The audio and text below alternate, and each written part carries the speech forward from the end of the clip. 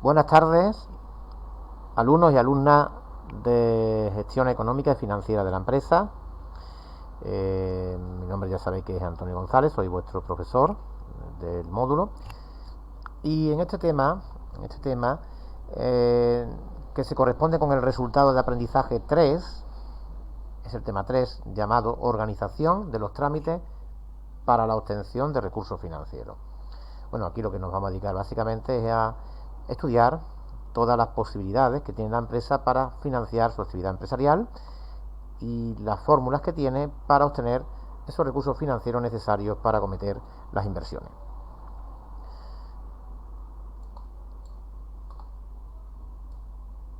Lo primero que tenemos que ver aquí, lo primero que hay que tener presente, es que una empresa tiene necesidades de inversión. La empresa tiene que comprar maquinaria para desarrollar su producción, tiene que comprar vehículos, o tiene que tener también ordenadores, equipos informáticos. En definitiva, la empresa necesita realizar inversiones, necesita también un local para desarrollar su actividad. Bueno, pues de esa necesidad de inversión en la empresa surge también la necesidad de financiarnos. Por lo tanto, lo que vamos a estudiar en primer lugar es lo que se llama la estructura económica y financiera de una empresa. La inversión, podemos decir que es la estructura económica, y la financiación sería la estructura financiera. Cuando hablamos de estructura económica nos referimos a los bienes, a los activos de que dispone la empresa, a lo que la empresa tiene. Pues aquí estaríamos hablando del activo de una empresa, el activo no corriente, el inmovilizado de la empresa, los locales, el mobiliario, los ordenadores, todo forma parte de la estructura económica, lo que la empresa tiene. Y cuando hablamos de estructura financiera no nos respondemos a la pregunta de cuál es el origen de los recursos financieros, de dónde proceden esos recursos financieros necesarios para acometer las inversiones empresariales. Pues puede proceder de un préstamo, puede proceder pues de un empréstito, puede proceder de una línea de crédito, puede proceder de aportaciones de los socios de la empresa, en definitiva. Pues bien, la estructura económica y financiera de una empresa se organiza en lo que se llama el balance de situación. El balance de situación es un documento donde se recoge a la izquierda la estructura económica y a la derecha la estructura financiera. Lo vamos a ver más detenidamente en el tema de contabilidad, el tema 6. Aquí sí que vamos a ver un concepto que es el coeficiente básico de financiación, que relaciona los recursos financieros permanentes de una empresa con las inversiones permanentes de la empresa. Los recursos financieros permanentes, vamos a ver, porque son aquellos recursos que permanecen en la empresa durante más de un año, a largo plazo. Pues aquí estamos hablando del pasivo no corriente y también del patrimonio neto, en lo que es la parte relacionada con los recursos financieros permanentes. Y eso lo dividimos por las inversiones permanentes, donde tenemos metido aquí el inmovilizado, y un fondo de rotación ideal, un capital circulante mínimo necesario del activo corriente. Bueno, hay una formulita que lo relaciona, lo veréis detenidamente. La empresa también necesita, hemos visto ya en el tema anterior, pues acudir a subvenciones y ayudas financieras que le hagan más fácil, ¿no? Más fácil esa incursión en el mundo empresarial. Puede acudir a los préstamos, por ejemplo, ICO, que se conceden en condiciones preferenciales, etcétera, ¿no?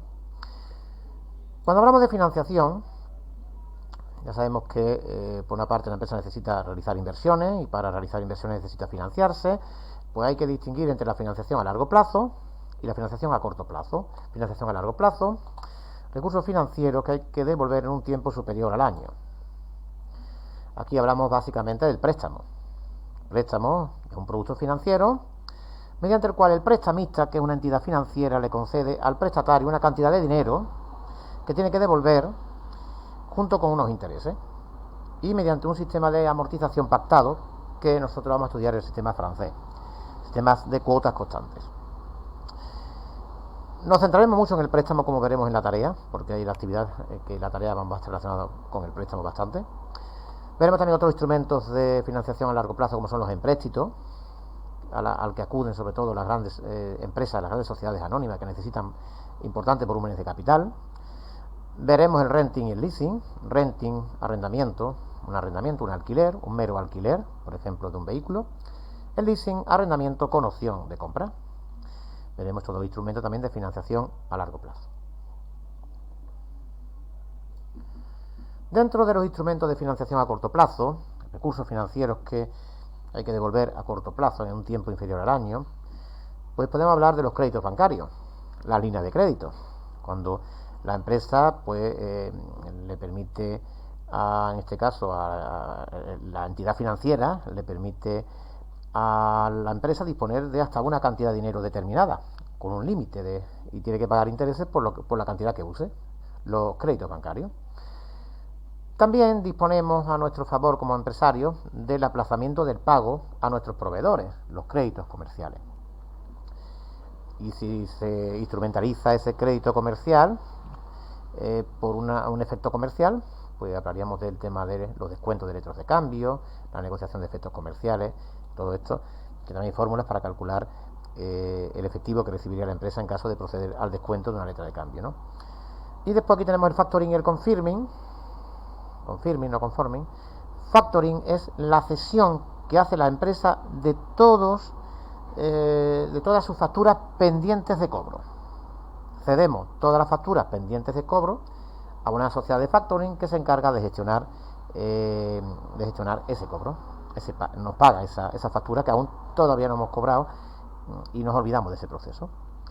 Y el confirming es lo contrario, es ceder, la empresa cede todas sus obligaciones de pago, o sea, cede las facturas pendientes de pago a una empresa. Y puede a esa empresa adelantarle el dinero pues a los proveedores a los que debemos dinero.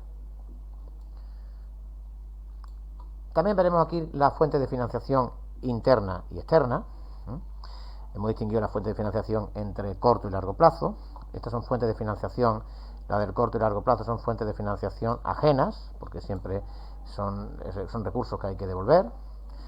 Pero también está la fuente de financiación propia, que son recursos financieros que no hay que devolver a terceros, ¿no?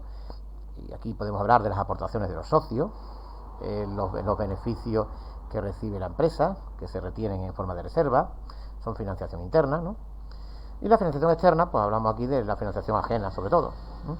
Aunque por ejemplo una subvención que no hay que devolver es una fuente de financiación externa, procede del exterior, pero sería propia y externa, ¿vale? Externa porque no hay que devolverla, y externa porque procede del exterior, perdonar, y propia porque no implica obligación de devolución. Esa subvención no hay que devolverla, ¿no? Bueno, eso lo estudiaremos detenidamente en el tema también.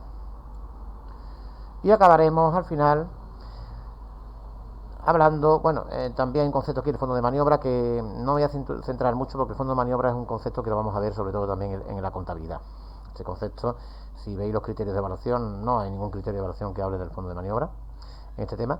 Por lo tanto, el fondo de maniobra lo veremos, que la diferencia entre el activo corriente y el pasivo corriente lo veremos más en la contabilidad, que es donde nos detendremos en el activo, el pasivo, activo corriente, no corriente, en el balance de situación.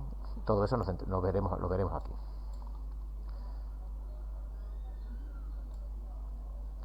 Y por último ya, también tenemos que tener presente que vamos a manejar hojas de cálculo o aplicaciones informáticas para calcular, para amortizar los préstamos. De hecho hay una actividad donde vamos a utilizar un simulador de préstamos para calcular la cuota de préstamo y el cuadro de amortización.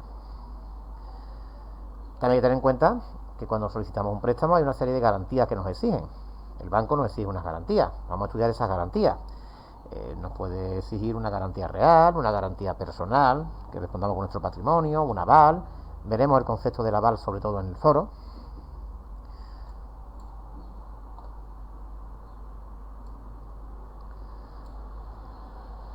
Y por último, esto que es lo que hemos comentado anteriormente, que necesitamos obtener recursos financieros, tenemos que negociar con el banco esa obtención de esos recursos financieros necesarios, por ejemplo ese préstamo, y sí que es cierto que las pymes tienen importantes problemas para acudir a la financiación, porque son pequeñas, no tienen tanto capital, entonces tienen más problemas de acudir a la financiación y por lo tanto de cumplir con las fianzas y garantías exigidas. Bueno, pues aquí terminamos. Yo espero que os haya gustado esta presentación. Un saludo.